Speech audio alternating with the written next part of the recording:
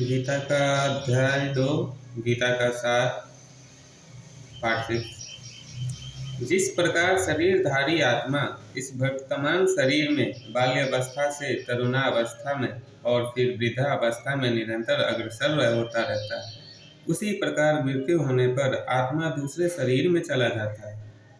धीर व्यक्ति ऐसे परिवर्तन से मोह को प्राप्त नहीं होता। मतलब जो बाल्यकाल में होते हैं, उसके बाद किशोरी अवस्था में जाता है, फिर यौवन अवस्था में जाता है, फिर वृद्ध अवस्था में जाता है।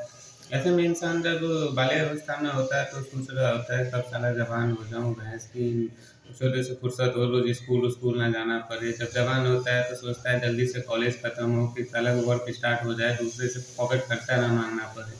जब जॉब स्टार्ट हो जाती है तो सोचता है कितना अच्छा भैंस की मेरा बाल्यावस्था था, जिसमें कोई टेंशन ही नहीं रहती थी, उठते सिर्फ स्कूल ही तो जाना रहता था। तो इंसान अपने करेंट सिचुएशन से कभी भी सेटिस्फाइड नहीं होता। वो या तो अपने पिछले सिचुएशन के रिगार्डिंग सोचता रहता है या आने वाले सिचुएशन के रिगार्डिंग सोचता रहता है, और वो अपने प्रेजेंट टाइम को यही सोचने में बिता देता है, जिसकी वजह से उसको फ्यूचर में भी फिर यही चीज़ें सोचनी पड़ती है। तात्पर्य, प्रत्येक जीव एक विशिष्ट आत्मा है।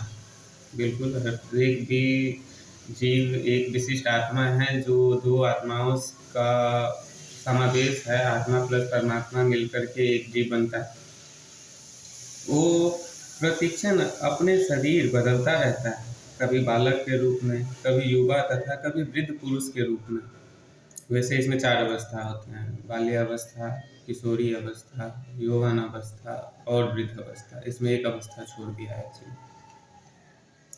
तो भी आत्मा वही रहता है, उसमें कोई परिवर्तन नहीं रहता।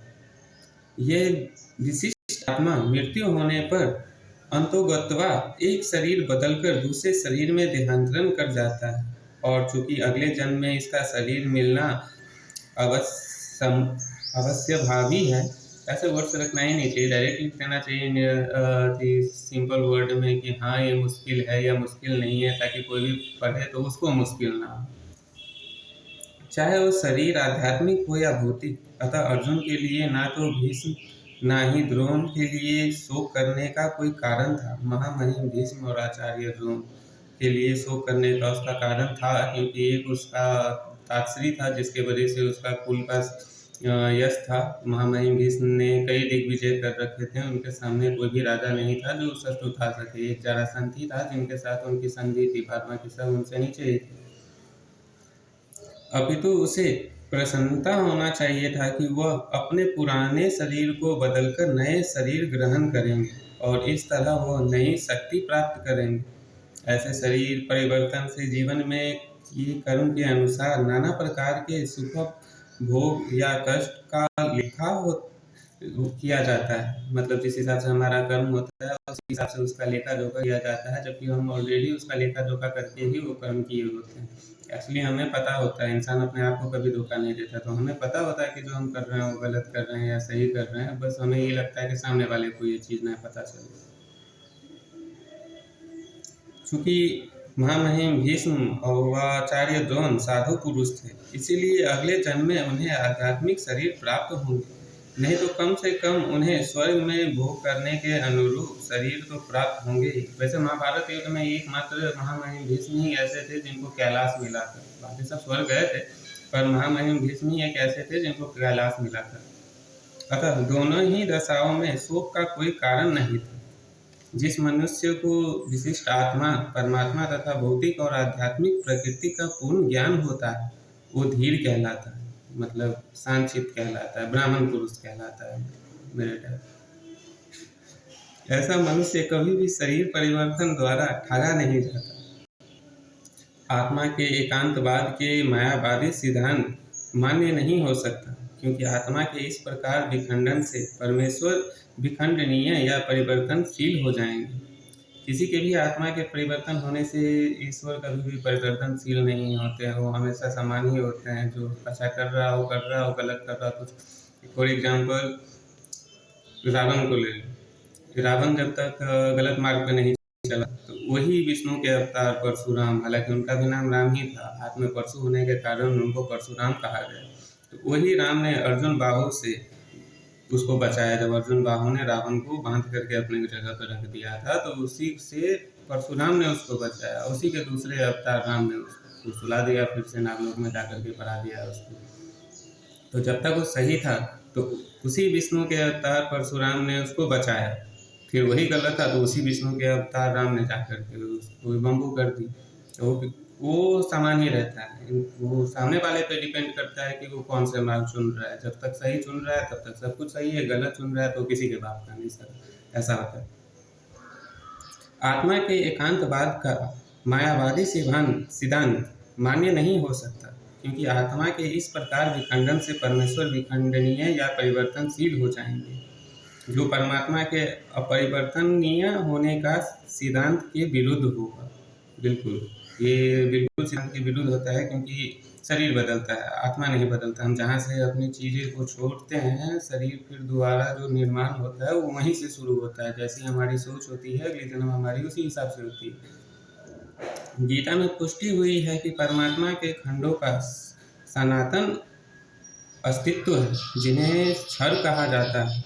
सनातन अस्तित्व परमात्मा का नहीं है, क्योंकि परमात्मा के द्वारा ही चारों भाई सनातन, सानंदन, शरद कुमार और सनक, सानंदन, शरद कुमार और सनातन, ये चारों भाई का उत्पत्ति हुई थी, जिनका काम था जप, तप और व्रत का चारों तरफ फैलाना। मतलब तो वो उनके रूप नहीं, उनके रूप के ये चारों भाई थे, अंश मतलब। अर्थात उनके भौतिक प्रवृत्ति में गिरने की प्रवृत्ति होती है। ये भिन्न अंश खंड नित्य भिन्न रहते हैं, यहाँ तक कि मुक्ति के बाद भी विशिष्ट आत्मा जैसे कि तैसे भिन्न अंश बना रहता है, किंतु एक बार मुक्त होने पर वह श्री भगवान के साथ सच्चिदानंद रूप में रचता है। मतलब एक बार अगर वो मुक्त हो जाए, जिसका मतलब मरने समय में कोई इच्छा मन में ना हो, क्योंकि ऐसा होना इम्पॉसिबल है। ज़्यादातर लोगों का यही रहता है कि मेरा परिवार सुख रहे, वो आगे बढ़ता है। कोई ना कोई एक ऐसी चीज़ इसी धरती की, पता है कि इंसान के मरने के बाद सबसे लास्ट में उसका कान मरता है, इसीलिए बोलते हैं कि राम फिर कम से कम मरने से कम उसके दिमाग में आ जाए कि भाई अब यहाँ का काम खत्म हो गया, ऊपर जाना है। फिर भी उसके लास्ट कोई बोलते हैं ना कि आखिरी इच्छा तो ऊपर वाला भी पूरा करता है। तो आखिरी इच्छा होनी चाहिए कि हाँ भाई अब हो चुका है यहाँ का, चलते हैं ऊपर। लेकिन उसका आखिरी इच्छा उस टाइम पर बोलते हैं ना कि मरने टाइम में पूरी ज़िंदगी सामने में घूम जाती है, और उस टाइम में दिमाग काम करना बंद कर देता है, क्योंकि वो आखिरी इच्छा तो पूरी होनी ही है। दिमाग रहेगा तो इंसान बहुत कुछ सोच लेगा, तो बच्चे जैसा दिमाग हो जाता है। उस टाइम में वो सोचता है कि मेरा परिवार अच्छा हो, तो मेरा बच्चे अच्छे हो, तो उसने मेरे साथ बुरा किया तो ये किया, इसी वजह से भटकता रह जाता है यहाँ पर भी। परमात्मा पर प्रतिबिंबवाद का सिद्धांत व्यवहत किया जा सकता है, जो प्रत्येक शरीर में विद्यमान रहता है। वो विशिष्ट जीव से भिन्न होता है। जब आकाश के प्रतिबिंब जल में पड़ता है, तो प्रतिबिंब में सूर्य, चंद्र तथा तारे सभी कुछ रहते हैं। हाँ, प्रतिबिंब में सब कुछ रहते हैं, लेकिन एग्जैक्ट अपोजिट रहते हैं, कभी भी वो सेम नहीं होते। कभी भी हम आईना देखते हैं तो हमारा सेम नहीं होता है। मोबाइल में भी जो हाथ मेरा दिख रहा है, तो वो मैं अभी अपने दायां हाथ में, लेकिन मोबाइल में वो मेरा बायां हाथ दिख रहा है, तो कभी भी वो सेम नहीं होता, हमेशा वो चीज़ अपोजिट दिखती है। विशिष्ट अंश आत्मा को अर्जुन के रूप में और परमात्मा को श्री भगवान के रूप में प्रदर्शित किया जाता है। बिल्कुल नहीं, आत्मा हम होते हैं और परमात्मा, और अर्जुन सिर्फ एक आत्मा नहीं था, वो एक सत्य आत्मा था। जैसे कि चतुर्थ अध्याय में प्रारंभ में ही स्पष्ट है, वो एक ही स्तर पे नहीं होते। यदि अर्जुन श्री कृष्ण के समान स्तर पर हो और श्री कृष्ण अर्जुन से श्रेष्ठ न हो, तो उन्हें उपदेशक तथा उपदिष्ट का संबंध अर्थहीन होगा। यदि ये दोनों माया के द्वारा मोहित होते, तो एक को उपदेश तथा दूसरे को उपदिष्ट होने की कोई आवश्यकता नहीं है।